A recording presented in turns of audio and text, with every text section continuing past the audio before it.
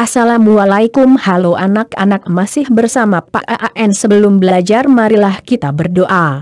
Selesai hari ini kita akan belajar tentang manfaat tumbuhan bagi manusia. Tetap semangat ya.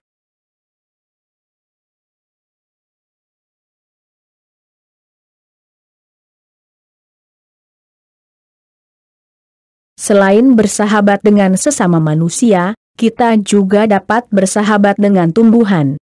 Bersahabat dengan tumbuhan adalah salah satu bentuk syukur kita kepada Tuhan. Tuhan menciptakan beragam jenis tumbuhan. Setiap tumbuhan memiliki jenis dan manfaat berbeda. Manusia dan hewan merasakan manfaat yang diberikan tumbuhan. Tumbuhan menghasilkan oksigen untuk manusia dan hewan untuk bernafas. Tumbuhan menjadi makanan bagi berbagai jenis hewan. Tumbuhan pun dapat menjadi tempat tinggal bagi hewan. Manusia memanfaatkan tumbuhan untuk berbagai fungsi. Bagi manusia, tumbuhan menjadi penghias, sumber bahan makanan, dan bahan pembuat rumah. Begitu besar manfaat tumbuhan bagi lingkungan hidup. Mari kita rawat tumbuh-tumbuhan di sekitar kita. Pertama, bacalah paragraf pertama ini dalam hati.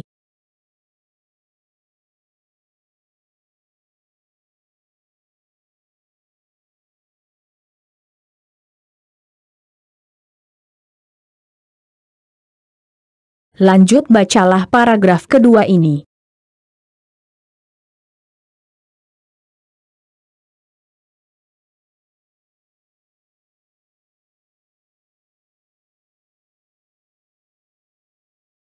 Lanjut bacalah paragraf ketiga ini.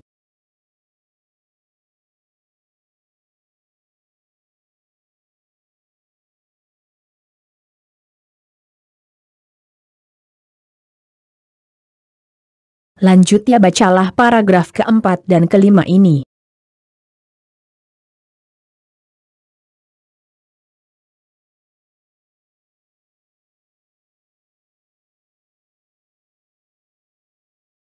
Setelah kalian membaca kelima paragraf sebelumnya, sekarang sebagai latihan, tentukanlah ide pokok dari masing-masing paragraf dari bacaan tadi di dalam diagram Venn yang kalian buat seperti ini. Hasil jawabannya nanti dikumpulkan di waktu yang ditentukan ya.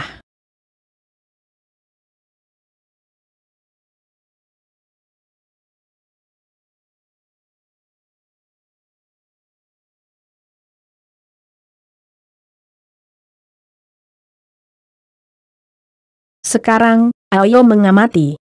Perkembangbiakan generatif atau secara kawin dilakukan melalui proses penyerbukan dan pembuahan. Perkembangbiakan generatif pada tumbuhan diawali dengan penyerbukan, yaitu melekatnya atau jatuhnya serbuk sari ke kepala putik.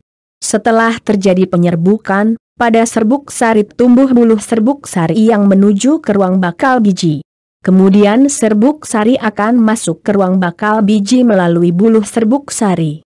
Di dalam ruang bakal biji terjadi pembuahan, yaitu peleburan serbuk sari, sel kelamin jantan atau spermatozoid, dengan kepala putik, sel kelamin betina atau sel telur. Hasil dari pembuahan adalah zigot. Zigot berkembang menjadi lembaga, bakal biji berkembang menjadi biji dan bakal buah, kemudian bakal buah berkembang menjadi daging buah yang berada di dalam biji merupakan calon tumbuhan baru. Bunga memiliki arti penting bagi sebuah negara. Bahkan setiap negara memiliki bunga nasionalnya masing-masing. Seperti halnya kita di ASEAN yang terdiri dari Brunei Darussalam, Kamboja, Indonesia, Laos, Filipina, Singapura, Malaysia, Myanmar, Thailand, Vietnam serta Timor Leste memiliki kekhasan bunga tersendiri.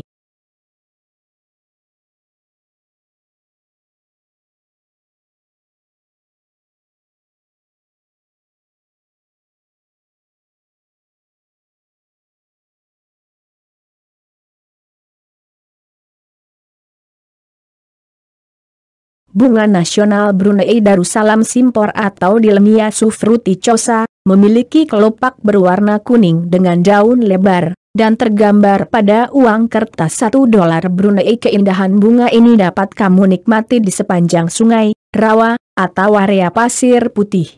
Selain diaplikasikan dalam aneka kerajinan tangan dan kesenian lainnya, bagian tertentu dari pohon simpor juga kerap digunakan menjadi obat herbal. Bunga nasional Kamboja Rumduol Mitra Lamesnyi atau Sphaerocorinea finis, bunga dengan senurat kuning ini menebar wangi yang khas, terutama di malam hari. Pohon rumduol, yang dapat tumbuh hingga 8-12 meter, dapat dengan mudah kamu temukan di berbagai sudut hijau di Kamboja. Bunga nasional Indonesia adalah anggrek bulan atau Phalaenopsis amabilis, yang dijuluki puspa pesona. Anggrek ini memiliki ketahanan tinggi, mekar dalam waktu yang lama, dan memiliki aneka warna yang indah. Selain anggrek bulan, Indonesia juga memiliki melati dan Rafflesia arnoldii sebagai bunga nasional. Bunga nasional Laos adalah Dok Champa Plumea, menjadi simbol resmi Laos, karena dianggap mewakili ketulusan dan kegembiraan hidup. Karangan bunga Dok Champa kerap hadir sebagai hiasan dalam upacara dan penyambutan tamu. Sementara itu, pohon Dok Champa tumbuh tersebar di seantero Laos, terutama di sekitar Biara. Bunga nasional Filipina adalah Sampaguita jasmine atau melati putih, yang tercanang sebagai bunga nasional sejak 1934, dan telah menjadi bagian dalam legenda, kisah, dan lagu rakyat Filipina.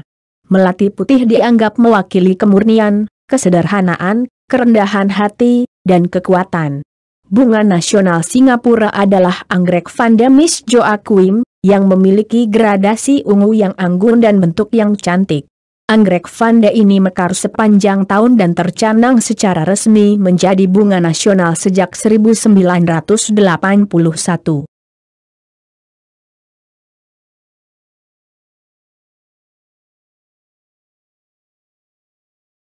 Bunga nasional Malaysia adalah bunga raya atau Hibiscus rosa sinensis yang juga populer dengan sebutan kembang sepatu, telah menjadi bunga nasional Malaysia sejak 1960. 5 kelopak bunga merepresentasikan 5 prinsip negara yang menjadi pemersatu bangsa, sementara warna merah melambangkan keberanian. Bunga nasional Myanmar adalah padauk atau Pterocarpus indicus yang mekar sekitar bulan April dan menjadi penanda bagi festival Tahun Baru Myanmar. Pohon padauk melambangkan kekuatan dan ketahanan, sementara bunga padauk mewakili jiwa muda, cinta, dan romantika.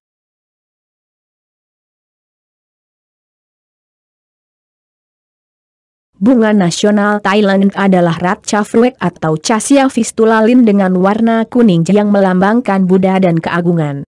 Ratcha Fruit mekar setiap tahun, dari Februari, Mei, dan dianggap mewakili kesatuan dan harmonisasi masyarakat Thailand. Bunga nasional Vietnam adalah teratai sebagai lambang kemurnian, komitmen, dan optimisme terhadap masa depan. Bersama teratai, ada pula tanaman nasional Vietnam yang lain, yaitu pinus, bambu, dan krisan.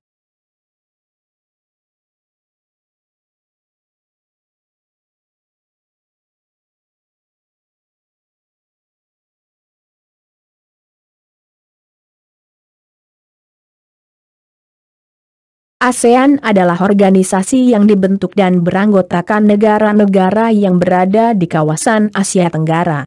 ASEAN pertama kali didirikan oleh perwakilan dari 5 negara yaitu Indonesia, Thailand, Malaysia, Singapura, Filipina. Dari kelima negara tersebut bertambah lagi menjadi 11 negara yaitu Brunei Darussalam, Vietnam, Laos, Myanmar, Kamboja, dan Timor Leste. Tujuan terbentuknya organisasi ASEAN, yaitu sebagai tempat untuk melakukan kerjasama antar negara Asia Tenggara dalam berbagai hal. Memperkuat kesejahteraan negara-negara di Asia Tenggara. Saling membantu dalam berbagai bidang. Meningkatkan kualitas ilmu pengetahuan dan teknologi. Demikian belajar kita hari ini, kita tutup dengan doa, dan mudah-mudahan bermanfaat. Sampai jumpa di lain kesempatan. Terima kasih. Assalamualaikum warahmatullahi wabarakatuh.